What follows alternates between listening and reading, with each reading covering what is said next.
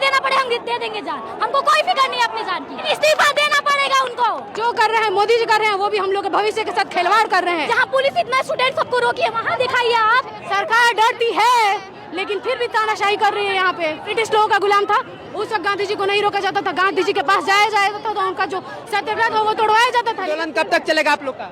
जब तक वो इस्तीफा नहीं दे देते हैं, जब तक या फिर हम लोग मर नहीं जाते हैं तब तक चलेगा ये।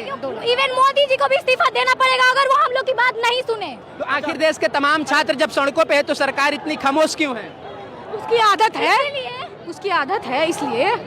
उस देखिए अंधी बहरी सब कुछ है, पता है, गूंगी है, पता है आपको। इनफैक्ट वो गूंगी है, उसको किसी से कोई मतलब नहीं, उसको बस मतलब है तो वोटों से, वो भी झूठ के वोटों से, उनको कोई वोट देता नहीं है। आपको ये बात पता होना चाहिए। जीतते कैसे हैं, कैसे जीतते हैं? चोरी करके बचपन में चाय बेचते थे, अब चोरी कर रहे हैं, यही बात है। खुद शिक्षा मंत्री बोल रहे हैं कि जो विपक्ष के नेता है ये लोग राजनीति कर रहे हैं छात्रों के मुद्दा पे।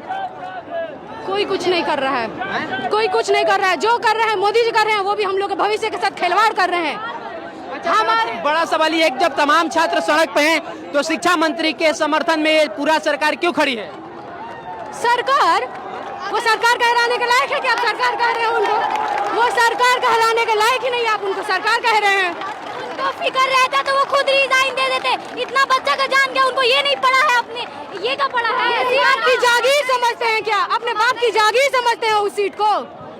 शिक्षा हमारा अधिकार है और वो हमारे अधिकार हम पे छीन रहे हैं। हमारा अधिकार है लड़ना शिक्षा के लिए।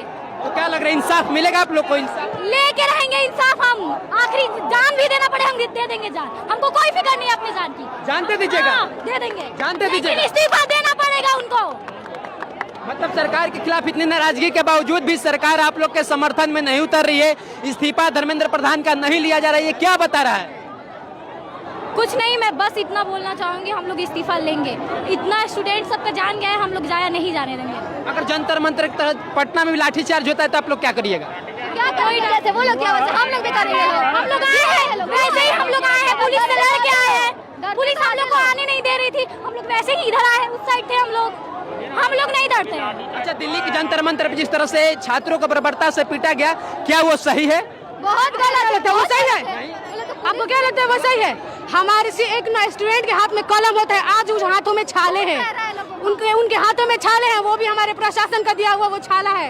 आपको नहीं दिखता है क्या वो? क्या आप हम लोग से सवाल कर रहे हैं? आप लोग को तो खुद उन लोगों के खिलाफ बोलना चाहिए और आप लोग उन लोग के साथ दे रहे हैं। यहाँ पे खड़े होकर साथ नहीं दे रहे बहन, साथ दे रहे हैं। आप भी कहीं ना कहीं बिके होंगे तभी यहाँ पे आके हम लोग से सवाल कर रहे हैं। आप क्यों नहीं जा रहे पुलिस प्रशासन से? आप क्यों नहीं पूछ रहे हैं कि आप क्यों छात्रों को रोक रहे हैं? जाइए उनसे पूछिए, क्या कर रहे हैं? जाइए पूछिए, मारपीट कर रहे हैं। यहाँ पे दिखाइए, वहाँ पे जहाँ पुलिस जाइए दिखाइए, जहाँ पुलिस इतना स्टूडेंट सबको रोकी है, वहाँ दिखाइए आप।